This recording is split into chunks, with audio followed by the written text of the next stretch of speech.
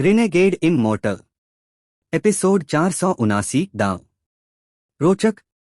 इस व्यक्ति का तरीका जूनियर शिष्य भाई सुन युन जैसा ही है। हालांकि जूनियर शिष्य भाई सुन युन 67 दिन तक टिके। मुझे आश्चर्य है कि यह व्यक्ति कितने समय तक टिक पाएगा। कोमल दिखने वाला व्यक्ति अपनी ठुड्डी रगड़ते हुए एक ऐसी मुस्कान दिखाई जो समझ पाना असंभव था। उसकी नजर शांत थी, लेकिन उसकी आंखों में एक रहस्यमयी रोशनी की झलक थी। हेवनली फेट संप्रदाय की 3 परीक्षाएं ओलसियर ने स्वयं बनाई थीं। उन्होंने शून्य को विभाजित करके 3 परीक्षाओं के लिए एक विशेष स्थान बनाया था। इन 3 परीक्षाओं को पास करने के बाद ही कोई हेवनली फेट संप्रदाय का शिष्य बनने की योग्यता प्राप्त कर सकता था। यह एक अटल नियम था जिसे कोई नहीं बदल सकता था। इस समय मानव परीक्षा के अंदर एक पूरा क्षेत्र एक पर्दे से ढका हुआ था। इस क्षेत्र के केंद्र में एक स्वर्ग जैसी जगह थी। यह जगह फूलों, पक्षियों और विलो पेड़ों से भरी थी। वहां कुत्तों की कुछ भौंकने की आवाजें भी थीं, लेकिन ये शांति को तोड़ने के बजाय किसी को नींद से जगाने वाली भौंकने की तरह थीं। यह स्वर्ग एक गांव था। हालांकि गांव में ज्यादा ग्रामीण नहीं थे, वे सभी एक दूसरे का सम्मान करते थे और बहुत अच्छे से मिलजुल कर रहते थे। गांव के उत्तरी छोर से तीसरे घर में एक आंगन था। हालांकि यह साधारण था, लेकिन इसे देखने वाला कोई भी इसे बहुत आरामदायक समझता। द्वार के सामने कुछ सुनहरे बालों वाली घास थी, जो यह दर्शाती थी कि यह वसंत का समय था। आंगन में लकड़ी का एक बड़ा ढेर था और पास में कुछ लकड़ी की कुर्सियां थीं, जिनके बीच में एक लकड़ी का मेज था। मेज पर एक चाय का प्याला और कुछ चाय के कप रखे थे। इस समय एक झुर्रियों से भरा वृद्ध व्यक्ति कुर्सी पर बैठा चाय पी रहा था। हालांकि इस व्यक्ति के बाल पूरी तरह सफेद थे, वह बिल्कुल भी बूढ़ा नहीं लगता था। चाय पीने के बाद उसने सिर उठाया और घर की ओर देखा। घर के अंदर एक छोटा लड़का एक छोटा चाकू पकड़े हुए लाल लकड़ी पर नक्काशी कर रहा था। वृद्ध व्यक्ति ने एक कोमल मुस्कान दिखाई। वह अत्यंत शांत था क्योंकि वह लड़के को देख रहा था। थोड़ी देर बाद लड़के की नाक सिकुड़ी, फिर उसने वृद्ध की ओर देखा और तुरंत उसके पास दौड़ गया। उसने कोमल आवाज में पूछा, आप वास्तव में कौन हैं? वृद्ध ने चाय का कप नीचे रखा, लड़के का सिर सहलाया और मुस्कुराया। मैं वही हूं जो तुम कहते हो। लड़का कुछ बोलने वाला था, लेकिन तभी घर के अंदर से एक गंभीर आवाज आई। हुजी, अपने दादाजी को परेशान मत करो। वापस जाकर नक्काशी करो। आवाज के साथ एक मध्यम आयु का व्यक्ति पर्दा खोलकर घर से बाहर निकला। लड़के ने पीछे मुड़कर नहीं देखा, उसने एक आह भरी और वृद्ध को गहरी नजर से देखा। फिर वह घर में वापस गया और फिर से नक्काशी करने लगा। हालांकि उसकी आंखों में गहरा संदेह था। उस व्यक्ति ने लड़के को थोड़ा देखा, फिर वह वृद्ध के पास बैठ गया, वृद्ध के लिए चाय डाली और बोला, पिताजी, मैं कल पहाड़ पर जा रहा हूँ। वृद्ध व्यक्ति अभी भी लड़के को कोमलता से देख रहा था। मध्यम आयु के व्यक्ति की बात सुनने के बाद उसने सिर हिलाया और कुछ नहीं कहा। आप पहाड़ पर क्यों जा रहे हैं? प्रवेश द्वार से एक महिला की आवाज आई। एक सफेद बालों वाली वृद्ध महिला, जो सब्जियों की टोकरी पकड़े थी, अंदर आई। मध्यम आयु का व्यक्ति जल्दी से उठा, टोकरी ले ली और बोला, माँ, मैंने गांव के पूर्वी हिस्से के एरन्यू से सुना कि पहाड़ों में शायद एक बाघ है। इसलिए हम कुछ लोगों के साथ मिलकर देखने जा रहे हैं कि क्या वह वहां है। अगर हम भाग्यशाली हुए तो हम एक बाघ की खाल ला सकते हैं ताकि पिताजी के लिए एक नया कोट बनाया जा सके। वृद्ध महिला ने कुछ कहने के लिए मुंह खोला, लेकिन उसने वृद्ध को देखा जो अभी भी अपने पोते को देख रहा था, फिर एक आह भरी और चुपचाप सिर हिलाया। दिन बीतते गए, लेकिन मध्यम आयु का व्यक्ति जाने के बाद वापस नहीं लौटा। वृद्ध महिला दिन रात उत्सुकता से इंतजार करती रही, लेकिन अंत में जो लौटा वह एक अधूरी लाश थी। वह दुख से बेहोश हो गई और फिर कभी नहीं जागी। अब इस घर में केवल दादा और पोता रह गए थे। लड़का अभी भी नक्काशी सीख रहा था और वृद्ध अभी भी पास से देख रहा था। इस दिन वृद्ध ने नरम स्वर में पूछा, क्या तुमने नक्काशी सीख ली? लड़के ने सिर उठाया, वृद्ध को शांतिपूर्वक देखा और बोला, मैं अभी भी नहीं सीख पाया। नक्काशी बहुत मुश्किल है, चाहे मैं क्या करूं, मैं इसे सीख नहीं पा रहा। वृद्ध ने थोड़ा सोचा, फिर एक आह भरी और बोला, तुमने कितनी बार कोशिश की? लड़के ने सिर उठाया, वृद्ध को शांतिपूर्वक देखा और बोला, यह 83वीं बार है। अगली बार ज्यादा दूर नहीं है। वृद्ध ने आह भरी। अभी भी इसे खत्म करने को तैयार नहीं हो? लड़के ने आकाश की ओर देखा। थोड़ी देर बाद उसने सिर हिलाया और बोला, इसे खत्म करना क्यों जरूरी है? इस तरह का जीवन बहुत अच्छा है, सिवाय इसके कि मुझे नहीं पता कि आप कौन हैं। तुमने इस चक्र को अनगिनत बार दोहराया है और हर बार जो होता है वह निश्चित है, इसमें कोई बदलाव नहीं होगा। तुम जानते थे कि जो भी गया वह वापस नहीं आएगा क्योंकि तुमने यह सब अनगिनत बार अनुभव किया है। क्या तुम अभी भी इसे समझ नहीं पाए? तुम वास्तव में क्या कर रहे हो? वृद्ध ने चाय का कप उठाया और उसे अपने मुंह के पास रखा, लेकिन उसने पिया नहीं। लड़के ने अपनी नजर हटाई, अपने हाथ में लकड़ी की नक्काशी को देखा और लंबे समय बाद बोला, क्या इसे खत्म करने का समय आ गया है? नहीं, यह नहीं है। हेवनली फेट संप्रदाय के अंदर बोधि पेड़ के नीचे कोमल दिखने वाले व्यक्ति का चेहरा बहुत गंभीर हो गया। उसने अपने सामने की खाली जगह को घूरा और उसकी आंखें अंधेरी हो गईं। 83 दिन। यह व्यक्ति निश्चित रूप से साधारण नहीं है। यहां तक कि जूनियर शिष्य भाई सुन युन केवल 67 दिन तक टिके। हालांकि 3 परीक्षाएं एक टेस्ट हैं, अगर कोई इनसे ज्ञान प्राप्त कर लेता है तो यह एक स्वर्गीय अवसर है। 3 परीक्षाएं ऐसी चीजें हैं जिन्हें प्रत्येक व्यक्ति अपने जीवन में केवल एक बार अनुभव कर सकता है, और गुरुजी ने इन्हें बनाने में बहुत मेहनत की थी। यह वांग लिन पहली परीक्षा में 83 दिन तक टिक सकता है। यह व्यक्ति नहीं रह सकता। उसका चेहरा और भी उदास हो गया और उसका चेहरा अनिश्चित था। फिर उसने अपने हाथों से एक मुद्रा बनाई और उसके हाथों से एक इंद्रधनुषी रोशनी प्रकट हुई। भविष्य के जूनियर शिष्य भाई, इसके साथ उसने आगे की ओर इशारा किया और इंद्रधनुषी रोशनी दूर में गायब हो गई। मानव परीक्षा के अंदर लड़का अभी भी नक्काशी कर रहा था जब उसने अचानक सिर उठाया। आकाश में एक इंद्रधनुषी रोशनी की किरण प्रकट हुई जो चकाचौंध करने वाली रोशनी छोड़ रही थी। यह रोशनी बहुत आक्रामक थी। जहां भी यह चमकी, स्वर्ग बर्फ में गर्म लोहे की तरह पिघलने लगा। फूलों की सुगंध अब क्षेत्र को ढक नहीं रही थी। गांव के घर एक एक करके गायब हो गए, सफेद धुएं में बदल गए जो धीरे धीरे बिखर गया। रोशनी की चमक में घर एक एक करके गायब हो गए, जब तक कि गांव के उत्तरी छोर से तीसरा घर ही बचा। लड़के की नजर में एक रहस्यमय रोशनी प्रकट हुई, फिर उसने नक्काशी करना बंद कर दिया और अचानक अपने हाथ में चाकू लहराया। एक चांदी की रोशनी की किरण आकाश में इंद्रधनुषी रोशनी की ओर निकली। आकाश से एक पृथ्वी को हिलाने वाली ध्वनि आई, फिर सदमे की लहर ने आसपास की सारी धुंध को उड़ा दिया। इंद्रधनुषी रोशनी हवा में उड़ने वाली मोमबत्ती की तरह टिमटिमाने लगी। लेकिन जल्द ही इंद्रधनुषी रोशनी रहस्यमय ढंग से चमकने लगी और फिर से एक साथ मिल गई। इंद्रधनुषी रोशनी एक जोड़ी आंखों में बदल गई जो ऐसा लग रहा था जैसे वह सब कुछ देख सकती हो, और उसकी नजर लड़के पर टिक गई। लड़के की आंखें ठंडी हो गईं, फिर उसने अपने दाहिने हाथ को लहराया और आंगन में मौजूद सभी लकड़ी के टुकड़े हवा में उड़ गए। लड़के का हाथ तेजी से हिला, जिसने जमीन पर गिरे लकड़ी के बुरादे की ओर चांदी की रोशनी की भारी मात्रा में लहरें भेजीं। एक पल में घरों और ग्रामीणों की नक्काशी प्रकट हुई। लड़के ने फिर से अपना हाथ हिलाया और सभी नक्काशियां एक भूतिया आग से जल उठीं।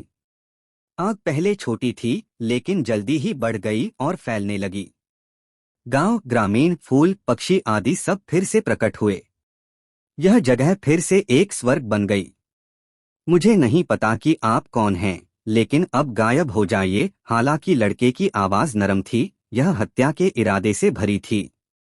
आकाश में मौजूद आंखों की जोड़ी ने लड़के को घूरा और थोड़ी देर बाद गायब हो गई। हेवनली फेट संप्रदाय में बोधि पेड़ के नीचे कोमल दिखने वाले व्यक्ति की आंखें चमक उठीं और उसने अपने आप से बुदबुदाया, तो यह बात है। इस व्यक्ति का दांव पुनर्जनन चक्र से संबंधित है। इसमें कोई आश्चर्य नहीं कि वह 83 दिन तक टिक सका। हर दिन वह एक पुनर्जनन चक्र का अनुभव करता है और इस तरह पुनर्जनन चक्र की समझ को बढ़ाता है। मानव परीक्षा के अंदर वृद्ध ने एक आह भरी खड़ा हुआ लड़के को देखा और नरम स्वर में बोला, 84वीं बार शुरू होने वाली है। क्या तुम अभी भी जारी रखना चाहते हो? लड़के ने सिर झुकाकर उस लकड़ी की नक्काशी को देखा जिसे वह 83 चक्रों के बाद भी पूरा नहीं कर पाया था। नक्काशी एक महिला की थी। चलो जारी रखें। यह दांव की खोज है और मानव परीक्षा का असली अर्थ। हेवनली फेट संप्रदाय के गहरे अंदर। ओलसियर अपनी आंखें बंद करके हेवनली फेट संप्रदाय के गहरे अंदर एक काले वेदी के केंद्र में खेती कर रहे थे। अचानक उन्होंने अपनी आंखें खोलीं, एक संतुष्ट मुस्कान दिखाई और बोले, यह बच्चा बहुत अच्छा है।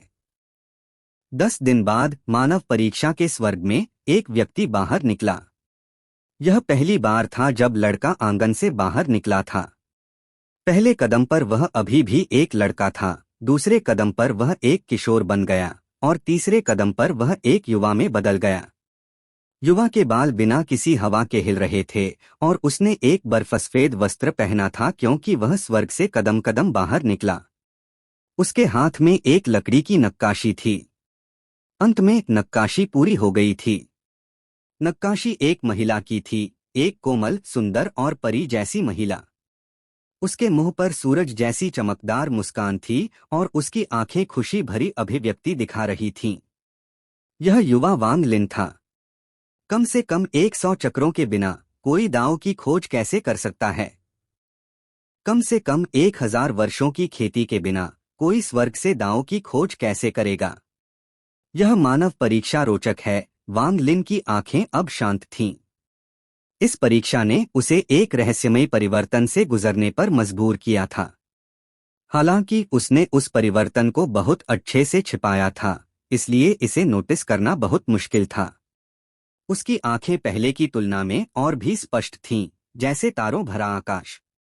वांग लिन शून्य से गायब हो गया और मानव परीक्षा से बाहर निकल गया। पृथ्वी परीक्षा खेती का परीक्षण करती है। क्या तुम तैयार हो? क्या तुम प्रवेश करने की हिम्मत करते हो? मैं क्यों नहीं हिम्मत करूंगा, वांग लिन ने हल्के से मुस्कुराया और सिर उठाया। रिनेगेड इममॉर्टल एपिसोड 480 पर्पल क्लाउड पवेलियन। पृथ्वी परीक्षा का स्थान एक लाल दुनिया थी। जमीन से आग के स्तंभ आसमान की ओर उछल रहे थे। वांग लिन शांत चेहरा लिए आसपास देखते हुए स्थिर खड़ा था। यह जगह खेती का परीक्षण करती है, लेकिन मुझे नहीं पता कि किस तरह से, वांग लिन सोचते हुए आगे बढ़ा। इसी समय पास ही एक दरार से एक आग का स्तंभ हवा में उछला। आग आसमान में एक लाल रंग की आकृति में बदल गई। इस व्यक्ति के सिर पर लाल बाल थे जो बिना किसी हवा के हिल रहे थे। यह कई तंतुओं की तरह दिखता था। उसने अपनी बाहें छाती के सामने मोड़ रखी थीं और उसके अस्थिर चेहरे पर 2 भूतियां रोशनी प्रकट हुईं। आग की आकृति के मुंह से एक ठंडी आवाज आई, मैं पृथ्वी परीक्षा का रक्षक हूं। मुझे हराओ और तुम आगे बढ़ सकते हो। वांग लिन ने शांतिपूर्वक उस आकृति को देखा, फिर बिना एक शब्द कहे वह आगे बढ़ा। उसके हाथों ने एक मुद्रा बनाई और फिर उसने अपना हाथ आगे बढ़ाया। वांग लिन के भीतर से एक विशाल शक्ति अचानक प्रकट हुई और उसके सामने एकत्रित हो गई। वांग लिन ने नरम स्वर में कहा, टूट। उसका शरीर सुनहरे रंग से चमक उठा और आग की आकृति की आंखें अचानक चमक उठीं। वह आकृति तेजी से पीछे हटी और उसने अपनी मोड़ी हुई बाहों को रोकने के लिए आगे किया। एक धमाके के साथ रेत उड़ गई, फिर जमीन पर दरारें दिखाई दीं और तेजी से फैलने लगीं। आग की आकृति तेजी से पीछे हटी। उसकी दोनों हथेलियां खून से लथपथ थीं। रुकने के बाद उसने अपनी आग भरी आंखों से वांग लिन को घूरा। वांग लिन रुका और अपने हाथ पीछे रखे। फिर उसने आकृति को देखा और शांतिपूर्वक कहा, पीछे हट जाओ। आग की आकृति ने थोड़ा सोचा और फिर वांग लिन की ओर झुकी। वह फिर से आग में बदल गई और जमीन में गायब हो गई। वांग लिन ने शांतिपूर्वक दूर की ओर देखा। शायद ऐसी और भी चीजें होंगी जो उसकी खेती का परीक्षण करेंगी। हेवनली फेट संप्रदाय में कोई न कोई मुझ पर बाहर से नजर रख रहा होगा। वांग लिन ने हल्की मुस्कान दी। आगे बढ़ने के बजाय वह पीछे हट गया। मैं पृथ्वी परीक्षा छोड़ देता हूँ। इसके साथ वांग लिन की आकृति परीक्षा के अंदर से गायब हो गई। इस समय बोधि पेड़ के नीचे कोमल दिखने वाला व्यक्ति भौहें सिकोड़ रहा था और उसकी आंखें अनिश्चितता से भरी थीं। यह व्यक्ति निश्चित रूप से छोड़ने में निर्णायक था। दुर्भाग्यवश मुझे इस अवसर का उपयोग करके उसकी खेती की सीमा देखने का मौका नहीं मिला। हालांकि चाहे वह कितना भी शक्तिशाली हो, एक प्रारंभिक आत्मा परिवर्तन खेती करने वाला ज्यादा नहीं है। पल भर में उसकी आंखें स्पष्ट हो गईं। उसने भौहें सिकोड़ना बंद कर दिया और उसके चेहरे पर मुस्कान लौट आई। वह मुड़ा नहीं, लेकिन नरम स्वर में बोला, तीसरे जूनियर शिष्य भाई, कई दिनों से तुमसे नहीं मिला। क्या तुम्हारी यात्रा सुचारू रही? वरिष्ठ भाई मेरे बारे में सोच रहे हैं तो मेरी यात्रा निश्चित रूप से सुचारू रही। दूर से एक स्त्रीलिंग आवाज आई। उसी समय एक सफेद वस्त्र पहने युवा व्यक्ति आगे बढ़ा। कुछ कदमों के बाद वह बोधि पेड़ के नीचे पहुंच गया। यह व्यक्ति वही था जिससे वांग लिन व्यापार गृह पर मिला था, बाई वेई। कोमल दिखने वाला व्यक्ति बाई वेई की ओर मुड़ा और मुस्कुराया। तीसरे जूनियर शिष्य भाई, क्या तुमने गुरुजी के जन्मदिन के लिए उपहार ढूंढ लिया? बाई वेई ने दूर के शून्य में लापरवाही से देखा और मुस्कुराया। मैंने जो उपहार तैयार किया है वह केवल एक छोटा खिलौना है। जो वरिष्ठ भाई ने जो तैयार किया है उसकी तुलना में कुछ भी नहीं है। यह क्या है? उसके बोलने के बाद बाई वेई की आंखें गंभीर हो गईं क्योंकि वह शून्य को घूर रहा था। उसकी आंखों में एक रहस्यमयी रोशनी प्रकट हुई। कोमल दिखने वाले व्यक्ति का दिल एक पल के लिए कांप गया और उसने कहा, यह व्यक्ति वह मानद शिष्य है जिसे गुरुजी ने गृह सुजाकू से चुना था। वह कुछ महीने पहले आया था और अभी 3 परीक्षाओं से गुजर रहा है। वह अभी तीसरी परीक्षा पर है। यह वही है। बाई वेई की आंखें चमक उठीं और उसने कहा, तो इसलिए? कोमल दिखने वाला व्यक्ति लापरवाही से बोला, गुरुजी ने उसके लिए पर्पल क्लाउड पवेलियन में रहने की व्यवस्था की है। Purple cloud pavilion. बाई वेई की आंखों में रहस्यमयी रोशनी गायब हो गई और उसकी जगह ठंडक ने ले ली। थोड़ा सोचने के बाद उसने धीरे धीरे कहा, वरिष्ठ भाई, मेरे पास अभी कुछ महत्वपूर्ण काम हैं, इसलिए मैं रुक नहीं सकता। मुझे अपनी 3000 साल पुरानी 5 पत्ती वाली घास में से एक दे दो और मैं इसके बदले तुम्हें एक अग्नि क्रिस्टल दूंगा। कैसा रहेगा? कोमल दिखने वाला व्यक्ति हंसा और बोला, यह ठीक है। बस मेरी गुफा में जाओ और लड़के से इसे ले लो।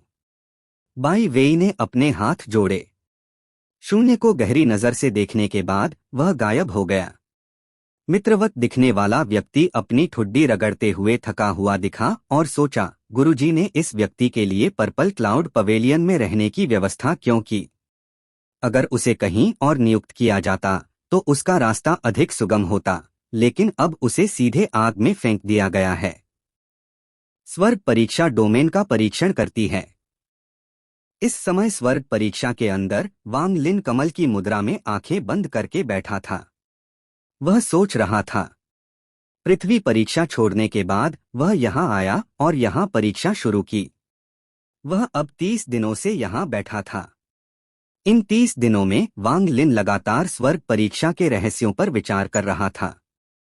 यहाँ रहते हुए उसे लगा कि उसका डोमेन स्वर्ग के सबसे करीब था। यहाँ उसे ऐसा लग रहा था जैसे वह बस हाथ उठाकर स्वर्ग को छू सकता हो। समय धीरे धीरे बीतता गया।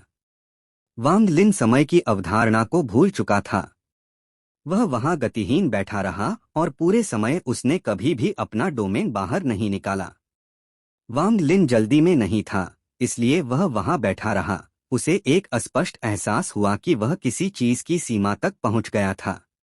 उसके द्वारा अनुभव किए गए सभी चक्रों और अनुभवों को मिलाकर दाओ शब्द धीरे धीरे उसकी आत्मा में प्रकट हुआ। यह स्वर्ग परीक्षा में वांग लिन का 51वां दिन था। इस दिन उसने अपनी आंखें खोलीं और अपनी खेती से जाग गया। उसकी आंखों में कोई रोशनी नहीं थी, लेकिन उसके अंदर एक रहस्यमयी रोशनी टिमटिमा रही थी। वह वहां सोचते हुए बैठा रहा और फिर एक हल्की मुस्कान दिखाई। मानव, पृथ्वी और स्वर्ग परीक्षाएं टेस्ट नहीं हैं, बल्कि अवसर हैं। अगर तुम इन्हें समझ गए तो तुम समझ गए, अगर तुमने ज्ञान प्राप्त किया तो तुमने ज्ञान प्राप्त किया। तो यह बात है। वांग लिन ने अपने हाथ फैलाए और खड़ा होकर आसपास देखा। उसने मुस्कुराते हुए कहा, मैं स्वर्ग परीक्षा छोड़ देता हूँ। यह कहने के बाद उसके आसपास की दुनिया धुंधली हो गई, जैसे कि वह घूम रही हो। यह वांग लिन को केंद्र में रखकर तेजी से घूमी और फिर उसके आसपास की हर चीज बिना किसी निशान के गायब हो गई। वांग लिन अभी भी वहीं खड़ा था जहां वह पहले था। अब उसके सामने एक बैंगनी वस्त्र पहने व्यक्ति था। उसके चेहरे पर एक कोमल मुस्कान थी, क्योंकि वह वांग लिन को देख रहा था। जूनियर शिष्य भाई वांग लिन, मैं झाओ जिंगशा हूँ। गुरुजी की पहली पीढ़ी के शिष्यों में मैं सबसे लंबे समय से संप्रदाय में हूँ। तुम मुझे सबसे बड़े भाई कह सकते हो। वांग लिन ने इस व्यक्ति को देखा, फिर उसने अपने हाथ जोड़े और कहा, वांग लिन सबसे बड़े भाई को नमस्कार करता है। झाओ जिनशा ने हल्के से मुस्कुराया, फिर उसने अपने हाथ से इशारा किया और बोला, जूनियर शिष्य भाई वांग लिन, मेरे पीछे आओ। गुरुजी ने पहले ही तुम्हारे लिए पर्पल क्लाउड पवेलियन में रहने की व्यवस्था कर दी है। इसके साथ झाओ जिनशा ने रास्ता दिखाया और वांग लिन उसके पीछे चला। दोनों दो किरणों में बदल गए और पहाड़ों की गहराई में चले गए। उड़ते समय झाओ जिनशा पूरे रास्ते बात करता रहा, हेवनली फेट संप्रदाय का विस्तृत वर्णन देता रहा। यह व्यक्ति हास्य से भरा था और उसके पास शब्दों का एक तरीका था। वह आसानी से बात को समझा सकता था और इससे वांग लिन को हेवनली फेट संप्रदाय की एक साधारण समझ हो गई। वांग लिन ने पूछा, सबसे बड़े भाई झाओ, सीनियर ओलसियर के कितने शिष्य हैं? झाओ जिनशा ने हल्के से मुस्कुराया, फिर उसने अपने दाहिने हाथ से एक मुद्रा बनाई और अपने सामने इशारा किया। उनके सामने के बादल अचानक टूट गए, जिससे एक मार्ग बन गया। वह मार्ग की ओर बढ़ते हुए हंसा और बोला, जूनियर शिष्य भाई, गुरुजी ने कुल 7 शिष्य स्वीकार किए हैं। हम लाल, नारंगी, पीला, हरा, सियान, नीला और बैंगनी में बंटे हैं। हम दोनों बैंगनी डिवीजन से हैं। बैंगनी डिवीजन। वांग लिन की आंखें चमक उठीं। झाओ जिनशा ने एक आह भरी और बोला, 7 डिवीजनों में हमारा बैंगनी डिवीजन सबसे कमजोर है। जब तुम यहाँ कुछ समय तक रहोगे तो तुम्हें स्वाभाविक रूप से पता चल जाएगा, इसलिए मैं ज्यादा नहीं कहूँगा। पहाड़ों के बीच कुछ देर उड़ने के बाद उनके सामने एक ऐसा शिखर दिखाई दिया जो बादलों में जा रहा था। पहाड़ के शिखर पर एक बहुत ही शानदार मीनार थी। यह मीनार एक बैंगनी चमक छोड़ रही थी जो आसपास के क्षेत्र को रोशन कर रही थी।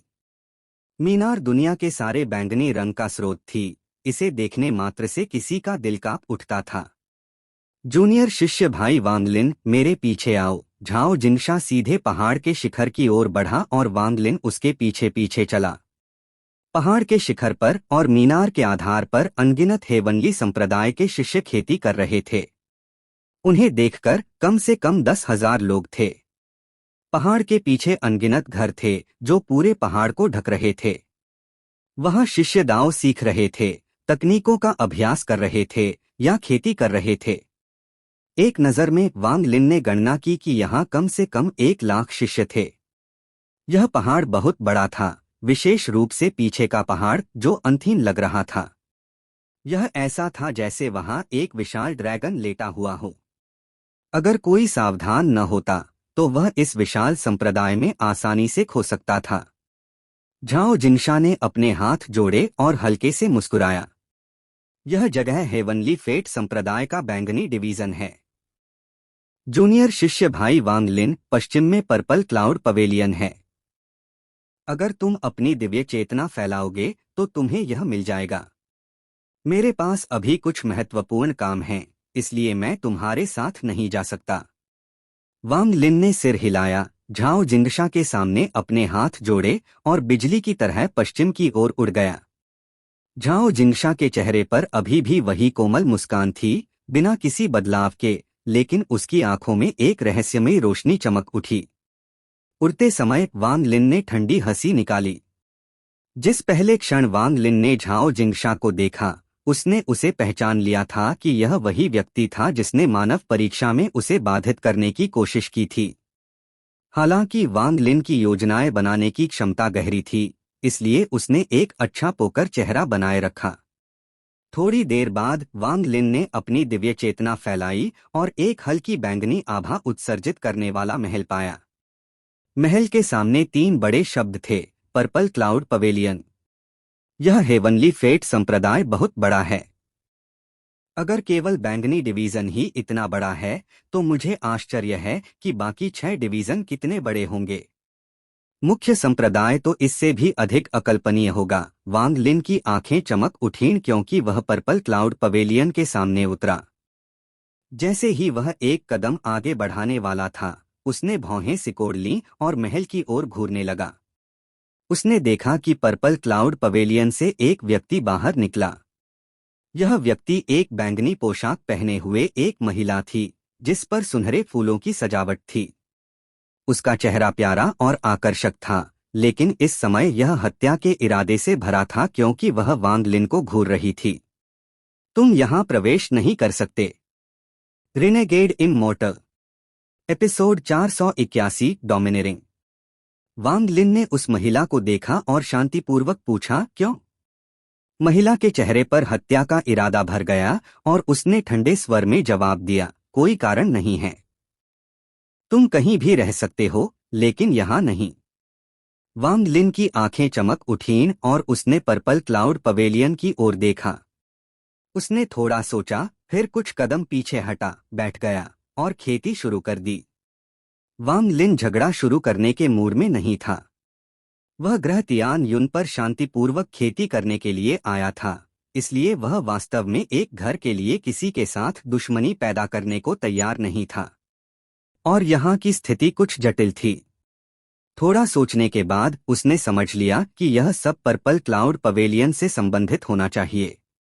जब महिला ने वांग लिन को बैठते देखा, तो उसने भौहें सिकोड़ लीं और ठंडे स्वर में कहा, तुम वहां भी नहीं रह सकते। तुम्हें पर्पल क्लाउड पवेलियन के 50 किलोमीटर के दायरे में आधा कदम भी लेने की अनुमति नहीं है। अब चले जाओ। वांग लिन ने अचानक सिर उठाया और उसकी आंखों में हत्या का इरादा चमक उठा। यह महिला केवल आत्मा परिवर्तन के प्रारंभिक चरण में थी, इसलिए वांग लिन उसे खतरा नहीं मानता था। महिला पीछे नहीं हटी और उसने भी वांग लिन को घूरा। थोड़ी देर बाद वांग लिन ने अपनी नजर हटा ली, खड़ा हुआ और दूर की ओर चला गया। जब तक उसकी आकृति उसकी नजर से गायब नहीं हो गई, तब तक एक हल्की हवा चली और महिला को पता चला कि उसकी पीठ ठंडे पसीने से भीग गई थी। उसने अपने निचले होंठ को काटा। उसकी नजर उदास थी क्योंकि वह पर्पल क्लाउड पवेलियन से बाहर निकली। वह इसके पास बैठ गई, आसमान को निस्तेज देखने लगी और फुसफुसाई, वरिष्ठ भाई सुन युन, जब तक जूनियर शिष्या यहाँ है, कोई भी आपकी जगह नहीं लेगा, कोई नहीं। पर्पल क्लाउड पवेलियन से 50 किलोमीटर दूर एक खूबसूरत चट्टान पर वांग लिन रुक गया। उसने अपना हाथ लहराया और एक उड़ने वाली तलवार प्रकट हुई। तलवार चट्टान की ओर उड़ी और थोड़ी देर बाद एक गुफा बन गई। वांग लिन ने उड़ने वाली तलवार को हटाया और अंदर चला गया। कई प्रतिबंध लगाने के बाद वह बैठ गया और एक आह भरी। उसकी आंखें सोच विचार से भरी थीं। हेवनली फेट संप्रदाय का माहौल कुछ अजीब है। मैंने तीनों परीक्षाएं पास भी नहीं की और फिर भी झाओ जिंगशा ने मुझे जूनियर शिष्य भाई कहा और बताया कि गुरुजी ने मुझे पर्पल क्लाउड पवेलियन में रहने के लिए नियुक्त किया है। और अब इस पर्पल क्लाउड पवेलियन की एक व्यक्ति द्वारा रक्षा की जा रही है और वह किसी को भी करीब आने की अनुमति नहीं दे रही। यह सब एक कोहरे से ढका हुआ है जिसे मैं पार नहीं देख पा रहा। मुझे इसका सारा रहस्य जानने का तरीका ढूंढना होगा, खासकर पर्पल क्लाउड पवेलियन के पीछे की कहानी। हेवनली फेट संप्रदाय देर रात को बहुत शांत था। कुछ शिष्यों को छोड़कर जो पहरेदारी पर थे, बाकी सभी खेती कर रहे थे। वांग लिन ने रात में अपनी आंखें खोलीं, खड़ा हुआ और अपनी बनाई गुफा से बाहर निकला। उसकी आंखें चमक उठीं क्योंकि उसने आसपास देखा। फिर उसने एक कदम बढ़ाया, काले धुएं में बदल गया और गायब हो गया। पर्पल क्लाउड पवेलियन दूर में एक सोते हुए जानवर की तरह पड़ा था। इस समय काले धुएं की एक लकीर पर्पल क्लाउड पवेलियन में घुस गई। पर्पल क्लाउड पवेलियन में कुल 3 मंजिलें थीं। वांग लिन पहली मंजिल पर प्रकट हुआ। आसपास की सजावट बहुत सादी लग रही थी, लेकिन बहुत साधारण होने के बजाय यह एक ताजगी भरा एहसास दे रही थी। आसपास देखने के बाद वांग लिन दूसरी मंजिल पर गया। यहाँ एक बिस्तर के साथ कुछ कुर्सियां थीं। दीवार पर एक पहाड़ और नदी की पेंटिंग टंगी थी और पेंटिंग के पास एक प्राचीन तलवार लटकी थी। यह सब बहुत साधारण लग रहा था, जिसमें कुछ भी असामान्य नहीं था। तीसरा कमरा एक गुप्त कक्ष था जो खेती के लिए इस्तेमाल होता था। छत ऐसी सामग्री से बनी थी जो वांग लिन ने पहले कभी नहीं देखी थी। ऐसा लग रहा था जैसे वहां कुछ भी नहीं था। इसके माध्यम से बाहर का आकाश दिखाई दे रहा था। वांग लिन को इस जगह में कुछ भी असामान्य नहीं मिला। समय धीरे धीरे बीतता गया और पलक झपकते ही वांग लिन हेवनली फेट संप्रदाय के बैंगनी डिवीजन में आधा महीना बिता चुका था। इस आधे महीने में कोई भी वांग लिन से मिलने नहीं आया। यहाँ तक कि बाकी सभी शिष्य उसे अजीब नजरों से देखते थे और उससे दूर रहते थे, जैसे कि वह प्लेग का देवता हो। ओलसियर ने उसे कभी बुलाया नहीं। ऐसा लग रहा था जैसे ओलसियर उसे भूल चुके हों। उसकी बनाई गुफा के 10 किलोमीटर के दायरे में कोई भी प्रवेश करने की हिम्मत नहीं करता था। यह जैसे एक निषिद्ध क्षेत्र था। इस आधे महीने में किसी ने भी वांग लिन से एक शब्द नहीं कहा और झाओ जिनशा भी गायब हो गया था। वह फिर कभी नहीं दिखा। वह महिला हर दिन सूर्योदय के समय पर्पल क्लाउड पवेलियन के सामने प्रकट होती थी। वह पूरे दिन इसे निस्तेज देखती थी और पिछले आधे महीने में वह हर दिन ऐसा करती थी। अगर यह ऐसे ही चलता रहा तो वांग लिन को कोई आपत्ति नहीं थी। किसी के बिना परेशान किए खेती कर पाना बहुत आरामदायक था। हालांकि 17वें दिन की दोपहर को वांग लिन अपनी गुफा में खेती कर रहा था जब उसने अचानक भौहें सिकोड़ लीं और गुफा के बाहर देखा। गुफा के बाहर 2 किरणें दूर से उड़कर आईं। एक बार चक्कर लगाने के बाद वे पास ही उतरीं और 2 वृद्ध व्यक्तियों के रूप में प्रकट हुईं, जो हल्के बैंगनी वस्त्र पहने हुए थे। एक वृद्ध मोटा था और दूसरा पतला। दोनों के चेहरों पर ठंडी अभिव्यक्ति थी क्योंकि वे वांग लिन की गुफा को देख रहे थे। उनमें से एक ने चिल्लाया, कौन सा शिष्य यहाँ बिना किसी बुजुर्ग की अनुमति के गुफा खोलने की हिम्मत करता है? अभी बाहर निकलो। वांग लिन की आकृति गुफा से बाहर आई। उसका चेहरा उदास था क्योंकि वह दोनों वृद्धों को देख रहा था। दोनों आत्मा परिवर्तन के प्रारंभिक चरण में थे। एक वृद्ध ने चिल्लाया, किसने तुम्हें यहाँ गुफा खोलने की अनुमति दी? तुम्हारे पास एक अगरबत्ती का समय है इस गुफा को नष्ट करने और यहाँ से चले जाने के लिए, वरना तुम्हें संप्रदाय के नियमों के अनुसार दंडित किया जाएगा। वांग लिन की आंखें और भी शांत हो गईं और उसने पूछा, आप दोनों कौन हैं? जो व्यक्ति अभी तक नहीं बोला था उसने अब शांतिपूर्वक कहा, बैंगनी डिवीजन के अनुशासनात्मक बुजुर्ग। वांग लिन ने अपने दाहिने हाथ को पीछे लहराया और एक धमाके के साथ वह गुफा जिसमें वह आधा महीना रहा था ढह गई, जिससे धूल का बादल उठ गया। वांग लिन की आकृति धूल के बादल में धुंधली पड़ रही थी, लेकिन उसकी आंखें शांत थीं। पहले से आक्रामक वृद्ध ने उपहास किया, हालांकि तुमने गुफा नष्ट कर दी, लेकिन तुम पहले ही संप्रदाय के नियम तोड़ चुके हो। हमारे साथ मुख्य हॉल में चलो और वहां कोई निश्चित रूप से तुम्हें तुम्हारे अपराध का दोषी ठहराएगा। वांग लिन ने गहरी सांस ली, फिर उसने दोनों को देखा और शांतिपूर्वक कहा, मैं केवल शांतिपूर्वक खेती करना चाहता हूं और किसी साजिश में शामिल नहीं होना चाहता, लेकिन जब से मैं यहाँ आया मुझे केवल पक्षपात का अनुभव हुआ। छोड़ो। इसके साथ वह आगे बढ़ा और अपनी भंडारण की थैली पर थपथपाया। सोल लैशर अचानक उसके हाथ में प्रकट हुआ और उसने इसे ड्रैगन की तरह दोनों की ओर लहराया। दोनों वृद्धों के चेहरे तुरंत बदल गए और वे जल्दी से पीछे हटे। दोनों ने मंत्र पढ़ना शुरू किया और जल्द ही उनमें से प्रत्येक से एक काली और सफेद रोशनी निकली। एक वृद्ध ने जल्दी से चिल्लाया, तुम अनुशासनात्मक बुजुर्ग पर हमला करने की हिम्मत करते हो। हालांकि सोल लैशर बहुत तेज था। कई बाद की छवियों के बाद जिस वृद्ध ने चिल्लाया था उसका चेहरा तुरंत बदल गया। उसका शरीर कांप गया और फिर एक कुरकुरा पॉपिंग ध्वनि के साथ वह पीछे धकेल दिया गया। उसके मुंह के कोने से खून निकला और उसकी मूल आत्मा 3 इंच बाहर निकल गई। सोल लैशर मूल आत्मा पर हमला करने में विशेषज्ञ था। उसके चेहरे पर अविश्वसनीय डर प्रकट हुआ क्योंकि वह अपनी मूल आत्मा को वापस अपने शरीर में लाने के लिए संघर्ष कर रहा था। हालांकि वांग लिन उसे मौका नहीं देने वाला था। वांग लिन की उंगली ने एक चाप खींचा। लाल बिजली का एक चाप वृद्ध की ओर निकला। वृद्ध का चेहरा बहुत बदसूरत था क्योंकि उसने बिजली के चाप को रोकने के लिए एक धुंध का बादल उगला। दूसरे बुजुर्ग का चेहरा तुरंत पीला पड़ गया और बिना एक शब्द कहे उसने अपने हाथ में सफेद रोशनी को आगे लहराया। एक बैंगनी तलवार तुरंत उसके हाथ में प्रकट हुई। फिर उसने वांग लिन की ओर इशारा किया और चिल्लाया, 7 टूटी तारें। जैसे ही उसने बोला, बैंगनी तलवार में दरार पड़ गई और यह 7 टुकड़ों में बंट गई। तलवार के 7 टुकड़ों ने 10,000 की सेना की आभा के साथ वांग लिन की ओर हमला किया। वांग लिन अचानक मुड़ा और उसकी आंखें चमक उठीं। उसकी आंखों से हत्या का इरादा प्रचंड मात्रा में उमड़ पड़ा। यह कैसी नजर है?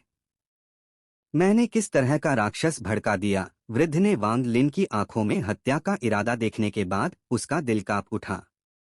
इसी समय वांग लिन ने अपनी भंडारण की थैली पर थपथपाया और सेलेस्टियल तलवार बिजली की तरह तेजी से प्रकट हुई। सेलेस्टियल तलवार के बाद वह अर्धचंद्रमा ब्लेड प्रकट हुआ, जिससे वांग लिन भी बहुत सावधान रहता था। गड़गड़ाहट की लहरें गूंजीं। तलवार के 7 टुकड़े करीब भी नहीं पहुंचे थे कि वे सेलेस्टियल तलवार के दबाव से टूट गए। सेलेस्टियल तलवार से जू लिगुओ की हंसी सुनाई दी। बिना किसी हिचकिचाहट के वृद्ध मुड़ा और भागने लगा। उसने स्पष्ट रूप से पहले क्या हुआ था देखा था। 7 तलवार के टुकड़ों को तोड़ने वाला सेलेस्टियल तलवार नहीं थी, बल्कि उसके पीछे का अर्धचंद्रमा ब्लेड था। उस अर्धचंद्रमा ब्लेड ने पलक झपकते ही 7 बार प्रहार किया। प्रत्येक प्रहार 7 टुकड़ों में से एक पर लगा और सभी को चकनाचूर कर दिया। हालांकि इसकी गति बहुत तेज थी, इसलिए ऐसा लगा जैसे 7 टुकड़े एक साथ टूट गए। इसे देखने के बाद वृद्ध कैसे स्तब्ध नहीं हो सकता था। वह गुप्त रूप से शिकायत करने लगा। अगर उसे पता होता कि ऐसा होने वाला है तो वह झाओ जिंगशा की बात नहीं सुनता। हालांकि अब उसे पछतावा था, लेकिन अब बहुत देर हो चुकी थी।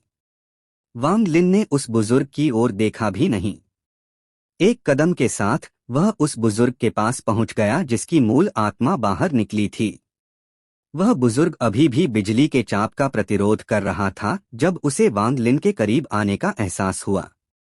वह प्रतिरोध छोड़कर भागने वाला था। वांग लिन की आंखें बहुत ठंडी थीं। उसने अपना हाथ लहराया और प्रतिबंध ध्वज उसके हाथ में प्रकट हुआ। एक लहर के साथ अनगिनत प्रतिबंध निकले और बुजुर्ग की मूल आत्मा के भागने के मार्ग को पूरी तरह से सील कर दिया। उसी समय उसने अपना हाथ बढ़ाया और कहा, वापस आओ। मूल आत्मा को केवल पीछे से एक शक्तिशाली बल का एहसास हुआ। हालांकि वह प्रतिबंधों से घिरा हुआ था, उसे तोड़ने के लिए केवल थोड़े समय की जरूरत थी, लेकिन इस समय वह थोड़ा समय भी उपलब्ध नहीं था। उसने दांत पीसे और अचानक मुड़कर चिल्लाया, मैं अनुशासनात्मक बुजुर्ग हूँ। भले ही तुम ओलसियर के शिष्य हो, अगर तुमने मुझे मार दिया तो तुम्हें अभी भी संप्रदाय द्वारा दंडित किया जाएगा। वांग लिन ने उपहास किया। ऐसा लगता है कि तुम मेरी पहचान जानते हो। उसने अपने दाहिने हाथ को पीछे खींचा, जिससे मूल आत्मा एक दयनीय चीख के साथ पीछे खींची गई। उसी समय वांग लिन ने अपनी भंडारण की थैली पर थपथपाया और एक घंटी निकली। घंटी 3 मीटर लंबी हो गई फिर वांग लिन ने मूल आत्मा को घंटी की ओर फेंका और घंटी ने मूल आत्मा को फंसा लिया। परिष्कृत करो, वांग लिन ने चिल्लाया और वह मुड़ा और दूसरी ओर देखा। वहां दूसरा वृद्ध कड़वे चेहरे के साथ पीछे धकेल दिया गया था। वह वांग लिन से 100 फीट की दूरी पर खड़ा था और हिलने की हिम्मत नहीं कर रहा था। अर्धचंद्रमा ब्लेड उसके सामने धमकी भरे ढंग से हिल रहा था और सेलेस्टियल तलवार से जू लिगुओ की घमंडी हंसी सुनाई दे रही थी। पोते, अपने दादाजू के लिए स्थिर खड़े रहो। अगर तुमने 1 इंच भी हिलने की हिम्मत की तो मैं तुम्हारा एक टुकड़ा काट दूंगा। वांग लिन ने वृद्ध को शांतिपूर्वक देखा और धीरे धीरे कहा, चूंकि यह जगह मुझे चुप रहने नहीं देना चाहती, मैं थोड़ा प्रदर्शन करूंगा और दबंग बनूंगा। अब मुझे बताओ, पर्पल क्लाउड पवेलियन में पहले कौन रहता था?